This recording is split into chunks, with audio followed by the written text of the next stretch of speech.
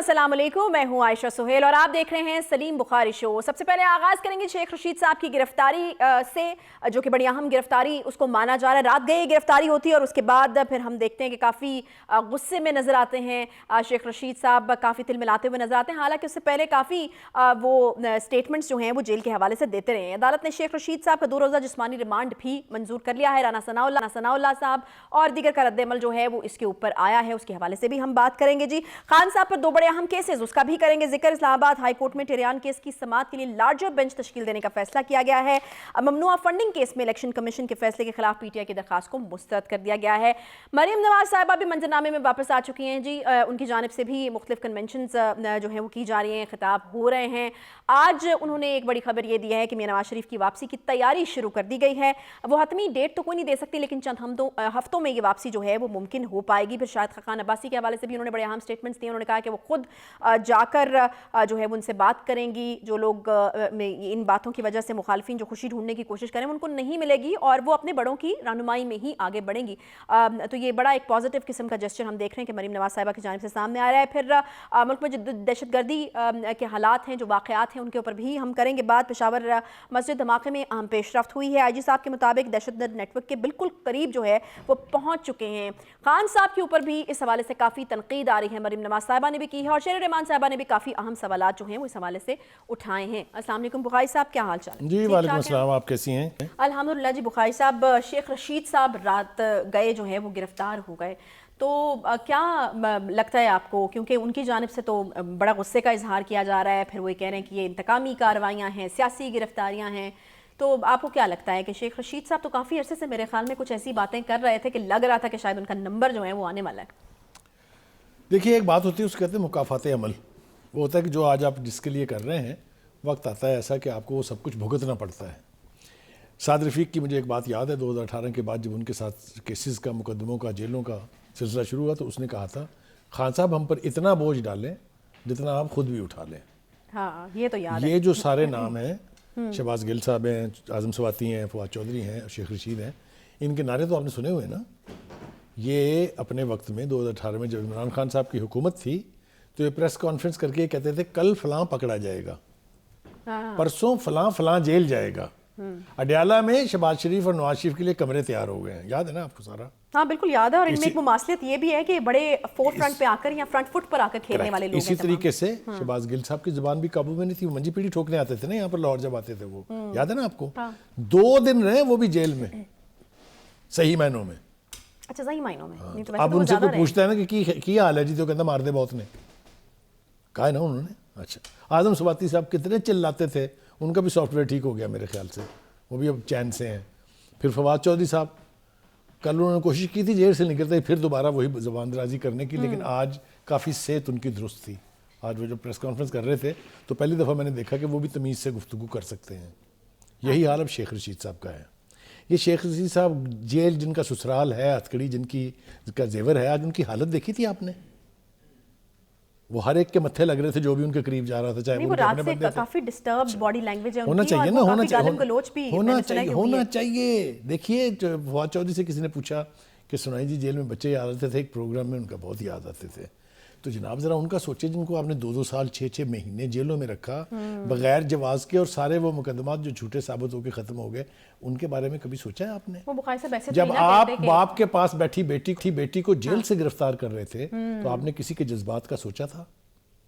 और बहुत सारी बातें, फरियाल तारपुर को आप हॉस्पिटल के बिस्तर से उठा के लाए जब डॉक्टर ने कहा था कि ये मूवमेंट करने की पोजीशन में नहीं है, तब आपको याद आया था? तो ये मुकाफ़ाते अमल है, ये तो होता ही रहता है। दूसरी बात ये है कि ये जो खान साहब के बारे में एक ख़ास बात कही जाती थी कि वो यू टर्न के बादशाह हैं, पता चला उनके नीचे जो पूरे जो लोग हैं उन्होंने भी अब वही हरकत सीख ली है। अब उनको भी याद नहीं रहता कि हमने कल क्या कहा था और आज हम क्या कह रहे हैं। नहीं, वो बुखारी साहब ऐसे तो ना कहते, जिस तन लागे वो तन जाने, तो फिर जब लगती है तो ही पता चलता है। करेक्ट। मैं आपको एक और हवाला दे दूं। आपको याद है, कहा जाता था कि नवाज शरीफ जब इक़्तिदार से बाहर गए तो उनके पीछे तो 4 लोग नहीं होंगे, और उसका भी मजाक उड़ाया गया जो वो वोट को इज्जत दो का जुलूस लेके आए थे। लेकिन आजकल वो क्या कर रहे हैं, वो साबित कर रहे हैं कि वो लंदन में बैठा जो आदमी है उससे ज़्यादा ताकतवर कोई है ही नहीं। खान साहब भी यही कहते हैं कि वो मुल्क चला रहा है, आज फवाद चौधरी साहब ने फिर एक दफ़ा कहा कि मुल्क तो वो चला रहा है।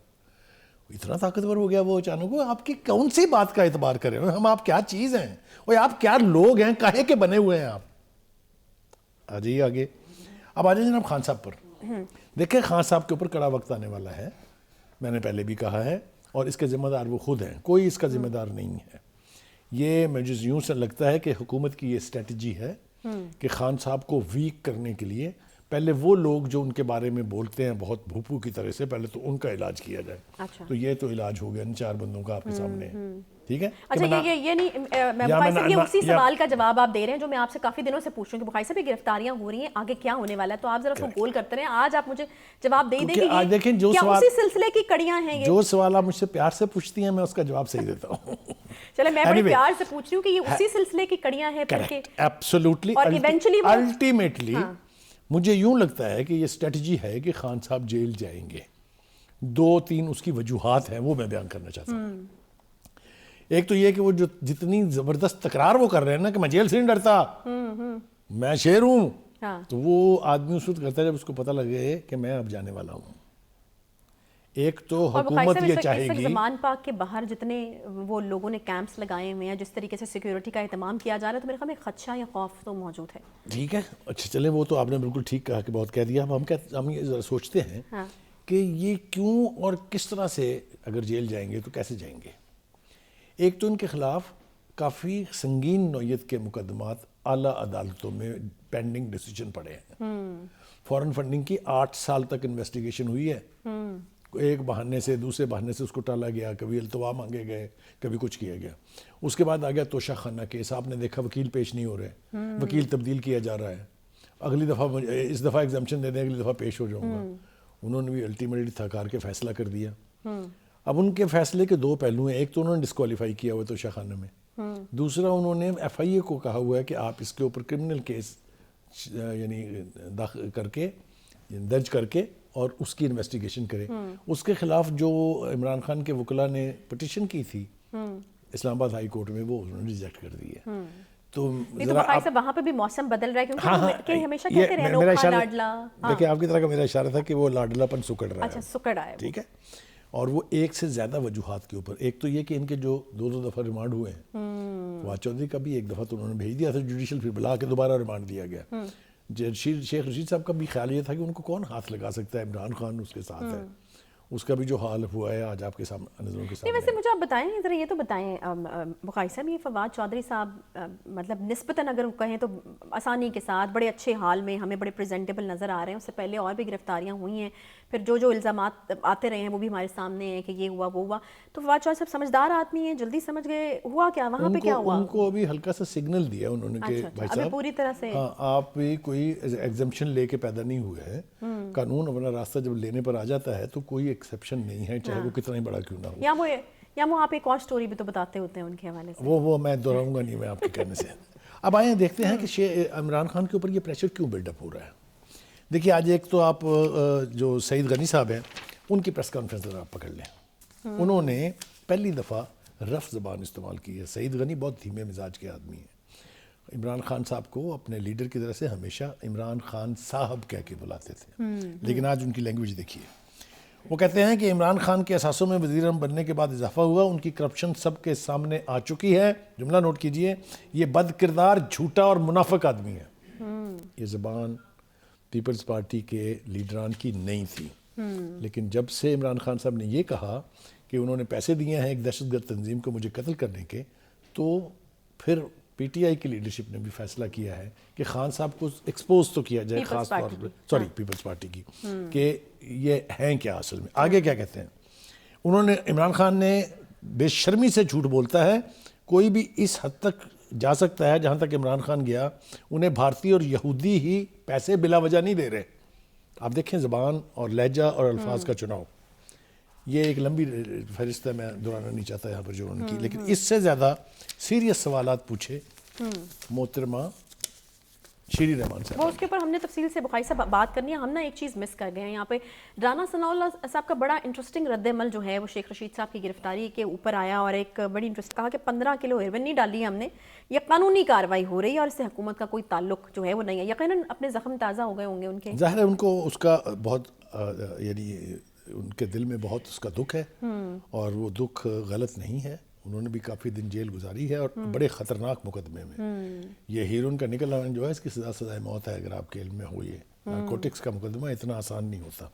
آپ مجھے روک رہی ہیں شہری رحمان کی گفتگو سے, میں تو باز آنے والا نہیں ہوں. میں کہہ رہی ہوں کہ ہم اس کے لیے الگ سے وقت نکالیں کیونکہ بڑی اہم گفتگو ہے, بڑے اہم سوالات جو ہیں وہ انہوں نے اٹھائے ہیں, تو میں چاہ رہی ہوں کہ ہم اس پہ الگ سے ایک سیگمنٹ میں بات کریں. چلیے آپ کی مرضی ہے تو آپ اس پہ الگ سے کر لیجیے گا. میں چاہ رہی ہوں کہ ذرا آپ اس کے اوپر ذرا روشنی ڈالیں کہ یہاں پر انہوں نے طیبہ گل کی بھی بات کی کہ کس طرح ایک واقعہ ہے, نائب بشیر میمن کی طرح واش روم میں بند کیا ہے. انہوں نے کہا کہ قانون نے اپنا راستہ لیا اور قانونی کارروائی جو ہے وہ ہو رہی ہے. ابھی تک تو خان صاحب کو وہ کمپیریٹیوز ڈرا کر کے بتایا جا رہا ہے کہ آپ کے دور میں ہمارے ساتھ آپ نے کیا کیا تھا اور آپ کے ساتھ ہم کیا کر رہے ہیں. اس حکومت کا ایک کمال یہ ہے کہ جتنے بھی مقدمات عدالتوں تک پہنچے ہیں ان میں سبسٹنس موجود ہے, ثبوت ہیں, اسی لیے اسکاٹ فری نہیں جا رہے خان صاحب. ہر مقدمہ تمام تر لاڈلے پن کے باوجود ابھی عدالتوں میں موجود ہیں اور فیصلے ہونے ہیں. کچھ جو چھوٹے چھوٹے فیصلے ہوئے ہیں ان سے یہ تاثر قائم ہوا ہے جو میں نے کہا ہے کہ لاڈلا پن کو ایک طرف رکھ کے اگر میرٹس پر فیصلے ہوئے تو خان صاحب از ان ڈیپ واٹرز. صحیح, یہ بہت محتاط سٹیٹمنٹ آپ کو میں بتا رہا ہوں. اب ہوگا کیا دیکھیں, ایک تو الیکشن کے حوالے سے بہت بحث چل نکلی ہے کہ الیکشن وقت پہ ہوں گے نہیں ہوں گے. یہ بھی ہم بعد میں, آپ نے مجھے کہہ دینا, یہ بھی ہم بعد میں کریں گے. لیکن اسی نوعیت کی صورتحال ہوگی کہ لا اینڈ آرڈر کی صورتحال ہوگی, لوگ احتجاج کر رہے ہوں گے, سڑکوں کے اوپر مار کٹائی ہو رہی ہوگی, لاٹھی چارج ہو رہے ہوں گے, مظاہرے ہو رہے ہوں گے, آگ لگ رہی ہوگی, جو روایت ہے. آپ کو پتہ ہے اسلام آباد جیسا شہر نہیں چھوڑا تھا پی ٹی آئی کے لوگوں نے, تو باقی تو کیا کریں گے. یہ تو وہ کہہ چکے ہیں نا کہ ہمیں سڑکوں پر نکلنے پر مجبور کر رہے ہیں. تو اگر یہ سڑکوں پر نکلیں گے تو پھر حالات الیکشن کرانے والے تو نہیں رہیں گے نا. تو اس کا مطلب یہ ہوا کہ گورنمنٹ تو صرف وارن کر رہی ہے, یہ وہ صورتحال تخلیق کریں گے. اور اگر انہوں نے وہ صورتحال تخلیق کی تو یقینی طور پہ الیکشن وقت پہ نہیں ہوں گے اور نو بڈی ول بی بلیمڈ. کیونکہ چاہے وہ گورنر صاحب ہیں, چاہے کچھ ہے, وہ جا رہے ہیں پٹیشنیں لے کے عدالتوں کے اندر گورنر کے خلاف بھی, اور انہوں نے پریزیڈنٹ ایل وی کو خط بھی لکھ دیا ہے. وہ سارا کچھ اپنی جگہ ہے. لیکن اگر لا اینڈ آرڈر کی سچویشن خراب ہوگی, اگر اکانومی کی صورتحال اور بدتر ہونے جا رہی ہے تو پھر الیکشن کی لگژری کچھ دنوں کے لیے ملتوی کی جا سکتی ہے. یہ میں تو آپ کو امکانات ہیں obviously, بالکل ہے. آپ دیکھیں نا, اگر آئی ایم ایف کے ساتھ جو مذاکرات اس وقت چل رہے ہیں اگر وہ کسی لاجیکل اینڈ پر ہمارے حق میں ختم نہیں ہوتے ہیں تو عذاب تو ہے. صحیح, بہت خوفناک صورتحال ہے وہ بھی. تو اگر یہ دونوں جواز مہیا کر دیے جائیں گے اور اس کے لیے کوششیں کی جائیں گی تو پھر حکومت کو کوئی شیم نہیں ہوگی, کوئی شرمندگی نہیں ہوگی. وہ کھٹاک سے اعلان کر دیں گے کہ اب ہم الیکشن ایک ہی تاریخ پہ کرائیں گے, اور وہ ہے 23 اگست 2023, بلکہ اکتوبر. اور اکتوبر کے بعد 3 مہینے مزید. اچھا, 3 مہینے اس سے بھی آگے. اسی لیے یہ پروپیگنڈا بھی کیا جا رہا ہے اور یہ باتیں ہو رہی ہیں, ٹی وی ٹاک شوز میں ہو رہی ہیں, اخبارات میں اس کے اوپر بحث چل نکلی ہوئی ہے کہ کیا الیکشن ایک ہی دن ہونے چاہیے یا صوبائی اسمبلیوں کے پہلے اور قومی اسمبلی کا بعد میں ہونا چاہیے. اچھا بخاری صاحب, یہ جس طریقے سے حالات بگڑتے چلے جا رہے ہیں, ہم دیکھ رہے ہیں اکانومی کا جو حال ہے, پھر جس طریقے سے مہنگائی اپنے عروج پر ہے, پیٹرول کے دام آپ کو بڑھانے پڑ رہے ہیں, ڈالر قابو سے باہر ہے, آپ کو نہیں لگتا کہ پی ڈی ایم کو بھی اب یہی سوٹ کرتا ہے کہ ٹھیک ہے الیکشن کروا لی جائے, نہ زیادہ مدعا اپنے سر لیا جائے, یا مزید جو ہے وہ عوام کی بد دعائیں, یا پھر وہ جو کہتے ہیں نا کہ عوام آپ سے ایکسپیکٹ کر رہے ہیں, آپ کی طرف دیکھ رہے ہیں اور آپ نہیں ڈیلیور کر پا رہے, تو اس کا نقصان ایونچولی آپ کو الیکشن میں ہوگا. اس طرح سے سوچا جا رہا ہے یا پھر دیکھیں ہر طرح کی سوچ ہے. آپ نے بالکل ٹھیک کہا. کچھ حلقوں میں اور امپورٹنٹ حلقوں میں یہ بات بھی ہو رہی ہے کہ اگر آپ الیکشن میں تاخیر کریں گے تو لوگوں کا ایک تو الیکٹرل پروسیس سے اعتماد اٹھ جائے گا, اور دوسرا یہ آپس کا سیاسی گند اور بڑھے گا. تو یہ سوچ موجود ہے. ہماری بھی اس پلیٹ فارم سے میں اور آپ باقاعدہ مطالبہ کرتے ہیں کہ الیکشن جو ہیں وہ اپنے ٹائم سے ہونے چاہیے, ان میں بلا وجہ بلا جواز تاخیر نہیں ہونی چاہیے. لیکن میں ساتھ ساتھ یہ کہہ رہا ہوں کہ اپوزیشن جو اپوزیشن ہے اس کو بھی یہ چاہیے کہ حالات کی خرابی کو اس حد تک نہ لے جائیں جہاں حکومت کے پاس جواز مہیا ہو جائے الیکشن کو تاخیر کرنے کا. صحیح, ٹھیک ہے ٹھیک ہے. ایک چھوٹا سا ہم یہاں پر بریک لے لیتے ہیں. بریک کے بعد جب واپس آئیں گے تو مریم نواز نے بھی بڑی اہم باتیں آج کی ہیں.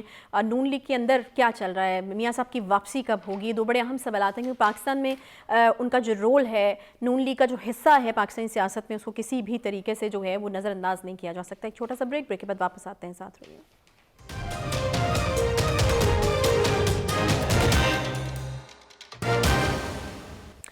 ویلکم بیک बैक जी, ब्रेक के बाद एक बार फिर से आपको खुशामदीद कहते हैं। मियां नवाज शरीफ की वापसी एक ऐसा सवाल है जो कि हर कोई अब पूछ रहा है और मेरे ख्याल में काफ़ी इसको फोर्स से भी किया जा रहा है कि आखिर कब मियां नवाज शरीफ की वापसी होगी, क्योंकि लोगों को भी मालूम है कि जब तक मियां नवाज शरीफ की वापसी नहीं होती, असल में जो खान साहब को जो है वो टक्कर शायद उस तरीके से मिल नहीं पाएगी। मरीम नवाज साहिबा बुखारी साहब पहुँच चुकी हैं, उनकी जानिब से एक्टिविटी का आगाज़ तो बहरहाल कर दिया गया है, लेकिन यकीनन मियां नवाज शरीफ की वापसी जो है वो एक बड़ा अहम सवाल है। उन्होंने थोड़ा सा तो यानी तसल्ली दिलाई, उन्होंने कहा कि बस अब चंद हफ्तों की बात रहेगी और तैयारी जो है वो शुरू कर दी गई है।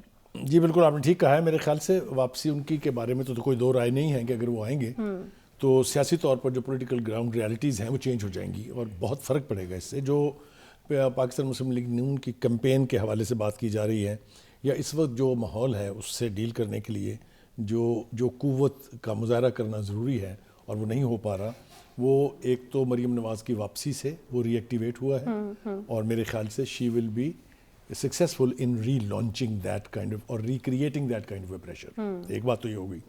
दूसरी बात कि यकीनी जब नवाज शरीफ साहब यहाँ होंगे और मुझे अब यकीनी तौर पे ये उम्मीद पैदा हो गई है कि वो आए लो। पूछो क्यों? अच्छा। जब बात टिकट की कंफर्मेशन तक पहुंच जाए ना, अच्छा, तो आप समझ लें कि कहीं ना कहीं कुछ ना कुछ बदल गया। यानी आप ये कह रहे हैं कि बस तारीख आना बाकी है? मेरे ख्याल से तारीख आना बाकी है और मैं मियां जावेद लतीफ़ को बहुत क्रेडिट देता हूँ जिसने कहा था कि अगर जनवरी नहीं तो फरवरी के किसी भी हफ्ते में नवाज शरीफ साहब वापस आ जाएंगे। तो वो मेरा ख्याल है देखिए होने वाली बात हो। कैसे होगा ये।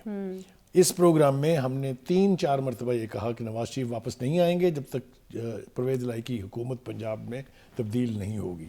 सिनेरियो 1 ठीक है, वो तो हो गया, ठीक हो गया। दूसरा ये था कि अदालत रास्ता देगी या नहीं देगी। तो हमने साथ ही ये जिक्र किया था कि जो इसहाक डार साहब हैं जिनके मुकदमे क्लोज एंड शट केस हो गए, जायदाद कुर्क हो गई, इसके बावजूद वो वापस आ गया, वो जायदाद भी मिल गई वापस उनको।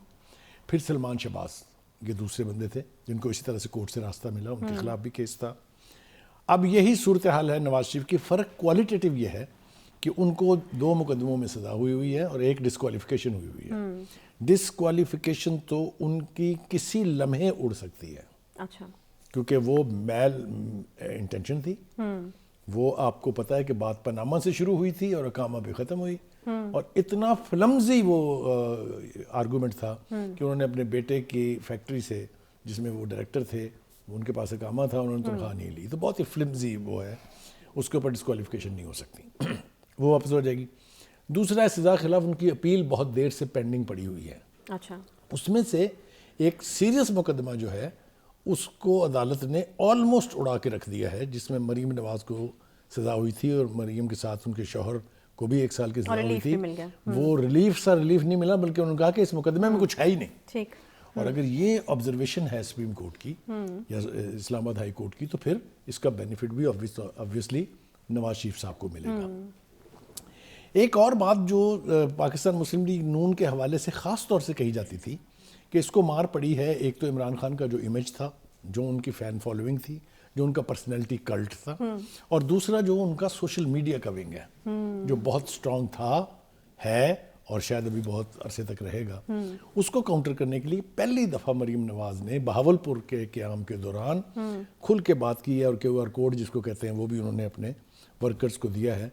अच्छा। और मुतालबा किया है, बल्कि एडवाइस किया है अपने तमाम यूथ वर्कर्स को कि आप इसमें बस लैंड कर जाएं, इसमें सोशल मीडिया के वॉरफेयर। आप कह रहे हैं कि ये सोशल मीडिया वॉरफेयर को भी मरीम नवाज साहब ही लीड करेंगे। उन्होंने इसको वॉरफेयर डिक्लेयर किया है। अच्छा। और अब जबकि ये रियलाइजेशन आ गई है कि ये विंग जो है इसका होना भी बहुत ज़रूरी है मॉडर्न पॉलिटिक्स में, तो मैं ये समझता हूँ कि आने वाले दिनों में हम देखेंगे कि वो जो टोटल फ्री हैंड मिला हुआ था ना PTI के मीडिया हैंडलर्स को, मीडिया के जो लोग थे सोशल मीडिया के ख़ास तौर से, उनको अब जवाबां गज़ल पेश होना शुरू होगा। वैसे तो साहब बड़ी देर कर दी मेहरबान आते आते, लेकिन देर आए दुरुस्त आए। हाँ, देर आए दुरुस्त आए इसलिए कि आप सोशल मीडिया खोल के तो देखें ज़रा अपना, आपको अब कहीं कहीं जवाबां गज़ल पेश होते हुए नज़र आती है। अच्छा। तो ये मैं समझता हूँ, मैं इसको अच्छा नहीं समझता, इसलिए कि ये वो फोरम है जहाँ से आप किसी के खिलाफ किसी भी हद तक गिर सकते हैं, किसी भी हद तक जा सकते हैं।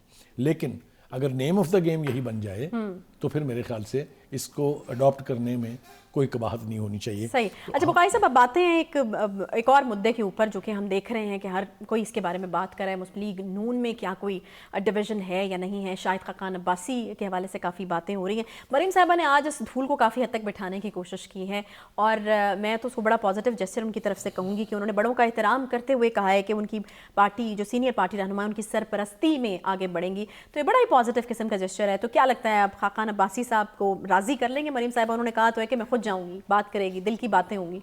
देखिए ना, जब आप मुस्लिम लीग नवाज की बात करती हैं तो आप मेरी तरफ इस तरह देख रही होती हैं जैसे मेरा कोई ज़ाती मामला है इसके साथ. आप समझ रही हैं मेरी बात? मैं तो बड़े अच्छे जज्बात का इजहार कर रही हूँ. मैं गालियाँ देता हूँ. मैं तो बड़े अच्छे जज्बात का इजहार कर रही हूँ कि वहाँ पर बड़ी पॉजिटिव मुझे वाइब्स महसूस हो रही हैं.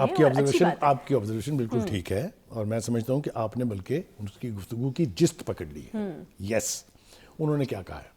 उन्होंने कहा है कि एक तो मैं जाके खुद मिलूंगी उनसे और एक हम दिल की बातें एक दूसरे के सामने रखेंगे. ये अप्रोच बता रही है कि वो मखासमत को आगे नहीं बढ़ाना चाहती बल्कि जाके उनको अपना बुजुर्ग बना के अपने साथ मिलाएंगी. और इसकी वजह ये हो सकती है कि खुद नवाज शरीफ साहब ने भी उनको आने से पहले भी हिदायत की थी कि जाके आप उनसे मिलें और उनके ग्रीवांसेस जो है उनको एड्रेस करें.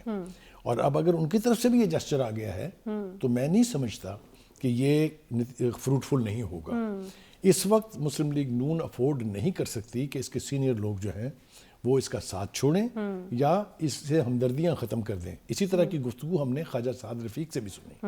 ख्वाजा साद रफ़ीक भी बड़े कड़े वक्त के साथी हैं. उन्होंने जेलें भुगती हैं और एक दफ़ा नहीं बार बार भुगती हैं. वो जिसको कहना चाहिए कि पार्टी के स्टॉलवर्ट्स में हैं ये लोग. जहाँ तक यानी अब्बासी साहब का ताल्लुक है, खाकान अब्बासी साहब का, उनका स्टेटस आप इससे तय कर लीजिए कि एक वक्त में नवाज शरीफ साहब ने फैसला किया कि इनको प्राइम मिनिस्टर होना चाहिए और वो 1.5 साल के टेन्योर के लिए प्राइम मिनिस्टर रहे. हाँ. अच्छा बुखारी साहब, ऐसा लग रहा है मरियम बीबी की बातों से कि उनको अदराक है इस चीज़ का कि इस वक्त आपको जिन हालात का सामना है, जिस किस्म की ऑपोजिशन में खान साहब की बात कर रही हूँ उसका सामना है, वो पार्टी में जो है वो किसी किस्म की डिस्टर्बेंस जो है वो उसको जो है अभी अफोर्ड करते नहीं हैं. अपने सीनियर रहनुमाओं को नाराज़ करना नहीं अफोर्ड करते. तो बड़ी बड़ी तहम्मुल से और बड़े लहजे में उन्होंने बात की. मेरे ख्याल में इसमें फिर शायद खाकान अब्बासी साहब को क्रेडिट मेरे ख्याल में अगर नहीं दें तो ज्यादती होगी. कल जो उन्होंने इंटरव्यू दिया उसमें भी उन्होंने बड़ी की बातें की हैं और उन्होंने यहाँ तक कहा कि मैं इलेक्शन भी अगला जो है वो नून लीग के पार्टी टिकट पर लड़ूंगा. यस, देखें ये बहुत ताज़ा बात है, ये कोई पुरानी बात नहीं है कि बहुत देर से खाकान अब्बासी साहब नाराज थे. उनकी ये रिजर्वेशंस कि मैं मरियम के नीचे काम नहीं करूँगा वो थोड़ी सी एग्जेजरेटेड इसलिए है कि मरियम नवाज जो है वो भी सीनियर वाइस प्रेसिडेंट है और खाकान अब्बासी साहब भी सीनियर वाइस प्रेसिडेंट है. ओहदे वाइज अगर आप देखें तो दोनों का स्टेटस एक है. उनको पार्टी की रीऑर्गेनाइजेशन का काम इसलिए दिया गया है कि पार्टी सिर्फ नवाज और नवाज फैमिली की बात सुनेगी क्योंकि वोट बैंक नवाज शरीफ का है, किसी और का नहीं है. ये सारे लोग यहीं थे लेकिन इनमें से किसी एक ने नवाज शरीफ की या उसकी बेटी की या उसकी फैमिली की कैंपेन को उस तरह से डिफेंड नहीं किया जिस तरह से उन्हें करना चाहिए था. सॉरी, मैं नाम ले लेके बता सकता हूँ आपको. मरियम नवाज ने खामोशी इख्तियार की उन्होंने 1 साल के लिए. किसी भी बड़े लीडर ने बताया मुझे कोई पॉलिटिकल एक्टिविटी इनिशिएट की हो. मियां जवाहिद लतीफ़ चिल्लाता रह गया यहाँ शेखुपुर के इलेक्शन में कि आ जाए कोई, वहाँ कोई नहीं गया कैंपेन करने के लिए. अकेला वो शख्स खड़ा रहा. खाकान अब्बासी साहब ने एक छोटा सा जलसा किया था. लेकिन मैं कहना ये चाह रहा हूँ कि जब मरियम नवाज वापस आई है तो आपने देखा उनके दूसरे दिन से पॉलिटिकल एक्टिविटी जनरेट हो गई है. सही. जो मुस्लिम लीग का हेड ऑफिस है इस वक्त मॉडल टाउन में, वहाँ एक्टिविटी आप जाके देखें तो आपको पता लगेगा कि कोई ऐसा शख्स वापस आ गया है जिसने पार्टी में दोबारा से जान डाली है. सही. अच्छा, ये जो शख्स वापस आया है जिनकी आप बात करें मरियम बीबी, वो ऐसे ही वापस नहीं आई, वो एक तगड़े बयानिया के साथ वापस आई हैं. तो मैं उसके बयानिए की कल हमने गुफ्तगू तो बड़ी तफसील से ठीक. छोटा सा यहाँ पे ब्रेक लेते हैं जी. ब्रेक के बाद बात करनी है हम मुल्क में बढ़ती हुई दहशतगर्दी और उसके ऊपर सवालात, कौन जिम्मेदार. बड़े सवालात उठ रहे हैं. मरियम बीबी ने भी और शेर रहमान साहिबा ने भी बड़े अहम सवालात जो हैं इस हवाले से उठाए हैं. पेशावर में जो धमाका उसके हवाले से भी यहाँ पेशरफ्त हुई. एक ब्रेक के बाद साथ रहिए.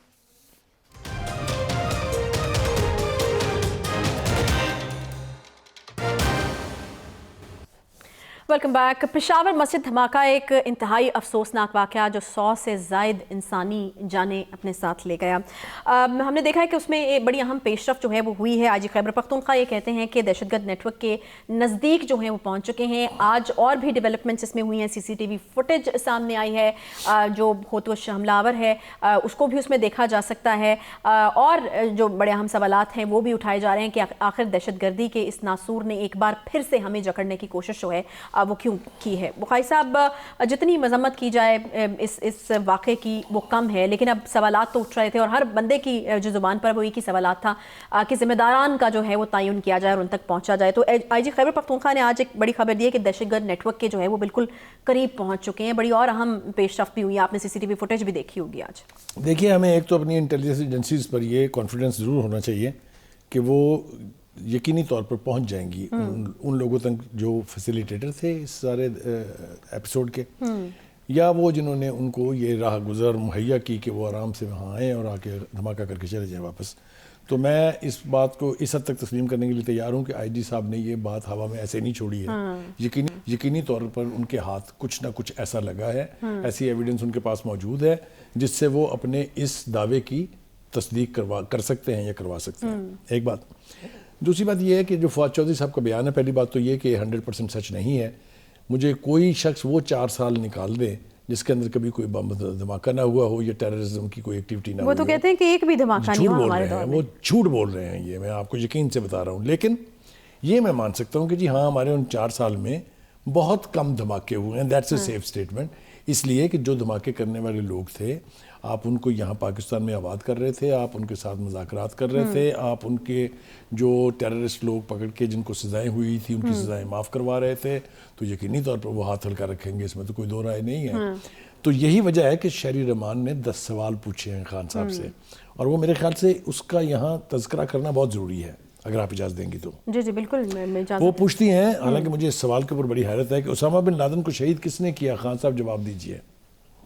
दहशत गर्दों से मुज़ाकरात किसने किए? मैं और आप पहले जिक्र कर चुके हैं कि जब पाकिस्तान की रियासत ने, पाकिस्तान की हुकूमत ने, पाकिस्तान की अस्करी क़यादत ने मुज़ाकरात ख़त्म कर दिए थे, सिर्फ KPK की गवर्नमेंट जो है उसने उनको अपने साथ एंगेज रखा। उसी दौरान वो मुआहदे हुए, उसी दौरान एक बड़ी तादाद जो है वो आके KPK में बैठी, पेशावर में फंड रेजिंग के तमाशे लगाए उन्होंने, सवात में जाके कब्जा करने की कोशिश की। वो वहाँ के लोग बाहर उबल आए, उनका किसी सूरत बर्दाश्त नहीं करेंगे, तो वहाँ भागना पड़ा। ये सब कुछ इन्हीं के दौर के वारदात है। एक बात। फिर वो सवाल पूछती हैं कि सज़ा याफ्ता दहशत गर्दों को सदारती माफ़ी किसने दिलवाई? वही जो मैंने सवाल पूछा था अभी आपसे। दहशत गर्दों को किस मकसद के लिए सदारती माफ़ी और रिहाई दिलवाई गई? ये सवाल है सीरियस। सदा याफ्ता दहशत गर्दों की रिहाई के हवाले से क्या पार्लियामेंट को एतमाद में लिया था आपने? क्या ये फैसला किसी कैबिनेट में हुआ था? आप अकेले होते कौन है इतने अहम फैसले करने वाले? ये किसने दिया आपको ऐसा इख्तियार? खान साहब, वैसे यहाँ पर भी एक सवाल है, क्या वाकई खान साहब अकेले फैसले कर रहे थे या उनकी पुश्त पर जो पुष्पनाही की जा रही थी या उनको बैक किया जा रहा था? अब उस वक्त यकीनन एक पेज पर थे एस्टेब्लिशमेंट के साथ भी खान साहब, तो सवालात है ना। ये एक पेज पर थे मेरे और आपके लिए। उस एक पेज का और उस किताब का क्या हाल कर दिया खान साहब ने, नहीं देख रही आप? वो कहते मैं तो बेइख्तियार था, मेरे पास तो इख्तियार था ही नहीं, ये तो बाजवा साहब चला रहे थे मुल्क को। ये जब पड़ती है ना गले में, तो फिर दूसरों के ऊपर इल्ज़ाम लगाने की वारदात जो है शुरू हो जाती है। क्या आपको वो बयानात, वो वीडियोस, वो प्रेस कॉन्फ्रेंसेस याद नहीं जिसमें इमरान खान साहब कहते थे मैं किसी से पूछ के फैसले नहीं करता, मेरे पास DGIS आएगा डिक्टेट कराने के लिए, मैं उसको घर भेज दूंगा? ये किसने कहा था? वो सब कहा था। 4 सवाल रह गए बाकी, अगर आप इजाज़त दें। हाँ बिल्कुल। और एक और सवाल जो शहरी रहमान साहिबा ने उठाया है वो ये कि आप बिल्कुल ही अपने कांधों से जिम्मेदारी नहीं उठा के साइड पे हटा सकते या बिल्कुल बरी ज़िम्मा नहीं हो सकते आप। You have been the prime minister of Pakistan. फिर वो पूछती हैं कि मुल्क में दहशत गर्दों के दफ्तर खोलने का ख्वाहिशमंद कौन था? आपको याद है? बाकायदा कैंपेन चलाई थी खान साहब ने इसकी। 40,000 जंगजुओं को पाकिस्तान में लाकर आबाद कौन करना चाहता था? जनाब खान साहब। क्या जंगजुओं को पाकिस्तान में आबाद करने की इजाज़त आपने पार्लियामेंट से ली थी, कैबिनेट से ली थी? नहीं।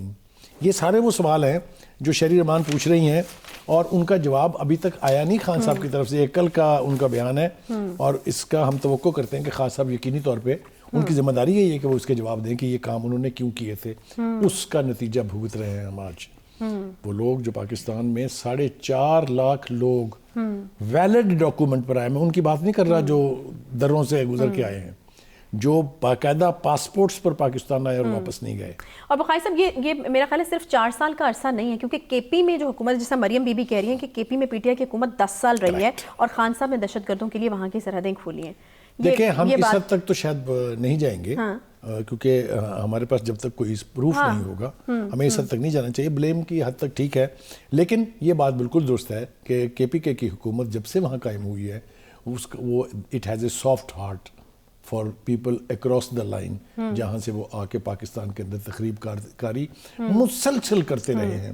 اب بات یہاں تک پہنچ گئی کہ ان کے اتنے سلیپر سیلز ہیں کے پی کے علاقے میں، خاص طور سے اس علاقے میں جو پہلے ٹرائبل بیلٹ اور اب فاٹا کا علاقہ پاکستان میں مرج ہو گیا ہے، وہاں پر اتنے لوگ ان کے تھے کہ فریلی آنا جانا تھا، کہ جتھوں میں آتے تھے، واردات کرتے تھے، واپس چلے جاتے تھے. اگر آپ کو یاد ہو وہ 3 آپریشن جو کیے گئے تھے، ایک دفعہ اس علاقے کو بالکل خالی کرا لیا گیا تھا، لیکن خان صاحب اور ان کی حکومت کے اور اس کا ثبوت یہ تھا بخاری صاحب کہ وہاں پر ہم نے ٹورزم کو پھر فروغ پاتے ہوئے دیکھا، سوات کا جو لوگوں کو علاقہ جاتے تھا دیکھا، ہم نے وزٹ کرتے دیکھا.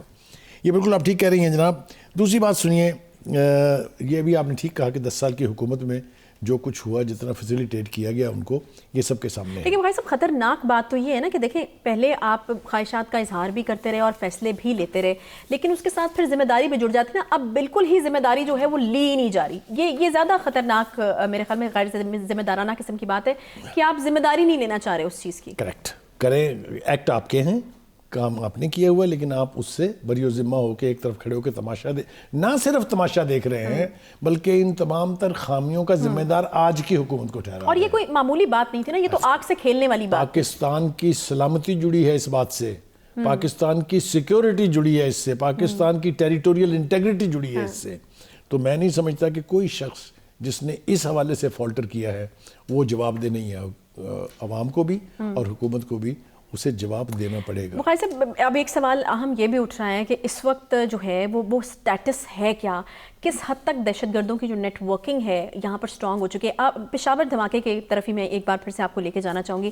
اب آپ دیکھیں کہ کتنا پلان کر کے یہ دھماکہ جو ہے وہ کیا گیا ہے. پولیس کی وردی میں ہم دہشت گرد آتا ہوا دیکھتے ہیں، کس طریقے سے کنوینئنٹلی وہ آ جاتا ہے. یقیناً پہلے اس کو خریدا گیا ہوگا، پوری پلاننگ کی گئی ہوگی، پھر 10 سے 12 کلو بارودی مواد جو ہے وہ تھوڑی چیز نہیں ہے. پھر آپ کو بھی علم ہے کہ کس طرح جو ہے وہ اتنے وسیع پیمانے پر یہ تباہی ہوئی ہے کہ ایک پوائنٹ پر یہ بھی کہا جاتا رہا کہ شاید کوئی ڈرون حملہ ہوا ہے جو چھت گر گئی اور یہ وہ. لیکن میرے خیال میں اب سی سی ٹی وی فوٹیج کے آنے کے بعد چیزیں کلیئر ہو گئی. تو پلاننگ جو ہے وہ کس حد تک کی گئی، اس کا مطلب ہے کہ نیٹ ورک موجود ہے، سہولت کار موجود ہے. یہ ایک تاثر دینے کی کوشش کی گئی ہے کہ ڈرون حملہ ہوا. ایک اور بھی ایک انہوں نے بات کی کہ پتہ نہیں کیا پھٹ گیا. دیکھیں بات یہ ہے کہ اگر آپ فیکٹس کو ٹویسٹ کریں گے تو صحیح صورتحال آپ کے سامنے نہیں آئے گی، آپ کسی نتیجے پر نہیں پہنچ پائیں گے. سی سی ٹی وی فوٹیج جس کا آپ حوالہ دے رہی ہیں اس نے ثابت کر دیا ہے کہ یہ ہے وہ دہشت گرد، یہ وہ جا رہا ہے اپنا موٹر سائیکل لے کے پیدل چل رہا ہے، یہ اس نے کپڑے کی بکل ماری ہوئی ہے وچ از ویری سمبولک. جس نے جیکٹ پہنی ہوئی ہوتی ہے وہ یقیناً اسی طرح کے لباس میں ہوتا ہے. لیکن وہ ایک چیز آئی جی صاحب نے ہمیں بتایا کہ وہ پولیس کی یونیفارم میں تھا، اس لیے اس کا ڈیٹیکٹ ہونا جو ہے وہاں اس علاقے میں شاید ممکن نہیں تھا. مگر اصل بات وہی ہے کہ اے پی ایس کی طرح سے یہ لوگ کہاں سے چلتے ہیں، کہاں آتے ہیں، کہاں سے گزرتے ہیں. There are check post, there are C C T V cameras. ہم کیوں ان کو سپاٹ نہیں کر سکتے اس سے پہلے کہ وہ واردات کر دیں. یہ آئی جی صاحب نے بالکل بڑے دل کا مظاہرہ کر کے مانا کہ یہ سیکیورٹی لیپس ہے. ایک تو ہمیں اس سے سبق حاصل کر کے آئندہ کے ایک باقاعدہ اسٹریٹجی بنانی ہوگی کہ اس قسم کی ایویڈنس جب بھی آپ کو ملے تو ہمیں اس کو چیز کرنا چاہیے. یہ نہیں کہ ایک آدمی گزرتا ہوا دیکھا گیا ہے پھر اس کے بعد کچھ نہیں. اس وقت کے پی کے بہت ولنریبل ہے. پاکستان کے لیے اس کی سیکیورٹی، وہاں پر صحیح سیکیورٹی کے انتظامات ہونا بہت ضروری ہے. اگر ہم الیکشن کرانا چاہتے ہیں تو جتنے بھی سٹیک ہولڈر ہیں اس علاقے کے، خاص طور سے وہاں کی حکومت اور وہاں کی اپوزیشن، ان کو ایک پیج پہ آنا پڑے گا. زیرو ٹالرنس اگر آپ رکھیں گے فار ٹیررزم، اونلی دین حالات ایسے ہوں گے کہ وہاں پر انتخابات کرائے جا سکیں. ورنہ تو جیسا میں نے کہا کہ یہ معاملہ بہت طویل ہو سکتا ہے، جو کہ نہیں آنا چاہیے. نہ ہم اس کو انکریج کر سکتے ہیں، نہ اس کو سپورٹ کر سکتے ہیں. الیکشن وقت پہ کرائیں تاکہ جو بھی منتخب حکومت ہے, جو بھی عوام کی نمائندہ حکومت ہے, وہ وہاں کی حکومت سنبھالے. اس سارے معاملے کو ہوا میں لٹکا ہوا رکھنا نہ حکومت کے حق میں ہے نہ ہی اپوزیشن کے حق میں ہے. اچھا بخاری صاحب, ایک جگہ مل بیٹھنے کی بھی بات ہوئی ہے, وزیر اعظم صاحب کی طرف سے بھی کہا گیا کہ جی ہم اپنی سیاست بعد میں کر لیں گے, اور جو ہے ہمیں بیٹھ کر ملک کی سیکیورٹی کے حوالے سے اس وقت جو ہے سر جوڑ کر بیٹھنا چاہیے, بات کرنی چاہیے. پھر مختلف اجلاس اگر اسکیجول بھی ہوئے میں, مجھے یہ بتائیے کہ اس وقت ہم جو سیاسی طور پر ماحول دیکھ رہے ہیں یہ کس طریقے سے ممکن ہو پائے گا کہ سب جو ہیں وہ ایک جگہ پر بیٹھ جائیں؟ ابھی جو پکڑ دھکڑ گرفتاریاں اپنی جگہ پر ہو رہی ہیں, ہم دیکھ رہے ہیں کہ وہاں سے بھی ٹھہراؤ نہیں آ رہا ہے لہجوں کے اندر, دوسری طرف جو ہے وہ کارروائیاں بھی ہو رہی ہیں. تو ایک عام آدمی کی سمجھ میں نہیں آ رہا کہ ان کی سیفٹی, ان کی سیکیورٹی, ساری قوم مل کے بیٹھ جائے گی سوائے ایک شخص کے جس کا نام عمران خان ہے.